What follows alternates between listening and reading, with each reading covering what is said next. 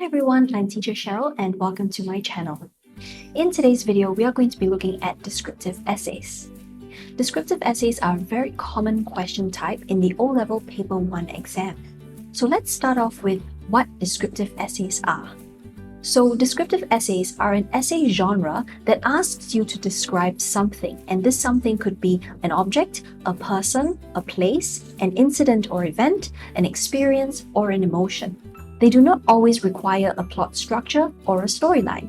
The question may ask you to describe physical attributes or abstract ones, such as feelings or ideas. And many times, it actually involves some sort of reflection. Let's take a look at a few past year question examples. In 2021, the question was, describe a shopping mall. Remember to describe some of the people there and what you see. In 2020, the question was, describe ways to relax after you have been busy. Explain why it is enjoyable for you. And in 2019, the question is, which person has the most positive impact on your life? Describe the individual's personality and in what ways he or she has influenced you. So notice that there have been descriptive essays in the O-Level exams for the past 3 years. That's why it's important that we know what descriptive essays are and how to write them. Now let's take a look at some language features that are commonly found in descriptive essays. The first is show not tell. This is a writing strategy that we use to show rather than tell the reader what is happening in our story. One way of showing not telling is to use our 5 senses. So we would use our 5 senses to describe whatever we are describing in the essay. I have another video where I cover this show not tell strategy using the 5 senses. I'll leave a link in the description box below for you. Now, another feature of descriptive essays is figurative language. And this could include metaphors, similes, analogies. Let me show you some examples. The snow is a white blanket. So we're comparing snow to a white blanket. He was as tough as an old boot. So here we are comparing a person to an old boot. The third language feature is the use of specific words. So we would use specific adjectives, nouns, or strong action verbs when we are describing whatever we are describing. For example, instead of using the word happy, I would use the word thrilled or ecstatic to show that intensity of happiness. It's like a higher level of happiness rather than the normal happy. Now let's look at how to structure a descriptive essay. So with all essays, we need an introduction paragraph. So in the introduction paragraph, we have these 3 things: the hook, the context, and a thesis. Next, we will have our body paragraphs, and for descriptive essays, you should have about 3 to 4 body paragraphs. And finally, we have our conclusion paragraph, and this includes the overview of the topic. You need to restate your thesis as well as to give a closing statement. So this is kind of like an overall structure of a descriptive essay. So there are also a few ways that you can organize a descriptive essay. How you organize it depends very much on what the question prompt is asking you to write. One way is to organize your essay in a chronological order. So this could be for an event, a situation, a process. Basically, you describe what comes first, second, third, next, and last. You can also organize your essay according to the physical location. So for example, if you're describing a room, you could describe it from left to right, or top to bottom, or from the middle to the outside. A third way is to describe according to the order of importance. So you could talk about, for example, the most important object first, and then move on to the next less important, and finally the least important. The final way is a topical organization. So you could describe different aspects. You could start off with a wider point of view and bring it down to a smaller or narrower point of view. Or you could describe different scenes as well. Let's take a look at this example. If you were asked to describe a person, think about this. How would you organize your essay?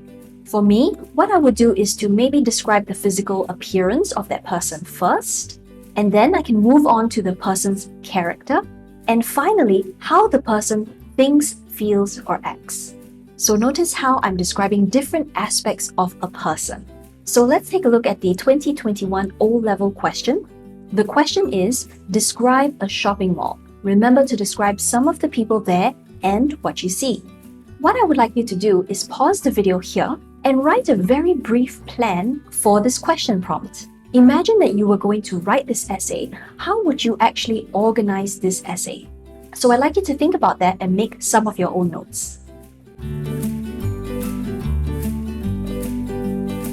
Okay, so I hope you've done that. So I'll show you how I'm going to organize my essay. Let's start off with the introduction paragraph. So I'm thinking in the introduction paragraph, I can actually describe the outside of the building, maybe my overall impression of the entire building first.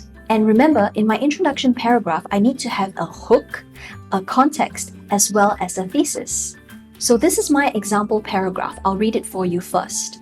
Weekends in shopping malls were always the most crowded, filled with chattering shoppers full of energy. From grocery shopping to watching movies, there was never any fear of running out of things to do. It was a hot and humid Saturday afternoon, and I could no longer handle the heat.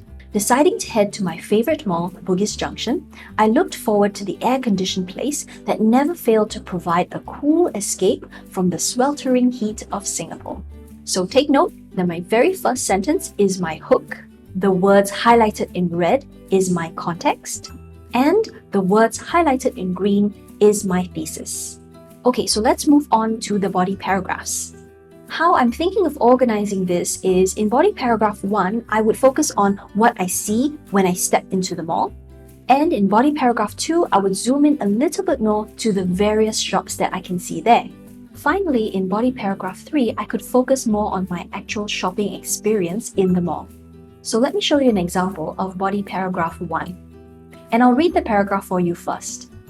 The scene that greeted me as soon as I stepped into the mall was as boisterous as I had predicted. There were many friends and families spending time with one another, several holding shopping bags of various shapes and sizes. A number of couples were walking hand in hand as they browsed through the shops. Thronging the entire walkway, there was barely any space to walk, and, as if dancing to the beat of the footsteps around me, I swerved left and right to avoid the slow window shoppers in order to get to my destination. So remember, in this paragraph, my focus is what I see when I step into the mall. So in the body paragraph, we should always use the peel structure to organize our ideas. So in this paragraph, the very first sentence is my point. The words highlighted in red is my example and explanation. And finally, I have the link to close off my paragraph. I have another video where I talk more about the peel structure as well, and I'll leave the link in the description box below for you. Okay, so let's go on to the final paragraph. That's the conclusion paragraph. Remember, in our conclusion paragraph, we need the overview of the topic to restate our thesis as well as to give our closing thoughts. So this is my example conclusion paragraph. Time flew by really quickly and enjoyably thanks to Sarah. And I soon received a text message from my mother that it was time to head home for dinner. We hurriedly said our goodbyes and we parted ways after leaving the shopping mall. It was a really fun and exciting experience at the shopping mall, seeing so many different shoppers, and the good service and care by the staff made it such a great shopping experience. The mall had once again proved itself to be such a perfect place to spend my day. So the words highlighted in blue is my overview, the words in red is where I restate my thesis, and the words highlighted in green is my closing statement. So I have a complete model essay based on this question prompt. You can download the complete model essay and I'll leave a link in the description box for you. I would also like you to leave a comment in the comment box below about any of the difficulties that you face when writing descriptive essays. So that's all for today's video. If you found it useful, please give it a like and subscribe to my channel for more videos like this. Also, feel free to share this with your friends and family whom you think might find it useful as well. See you in the next one. Bye!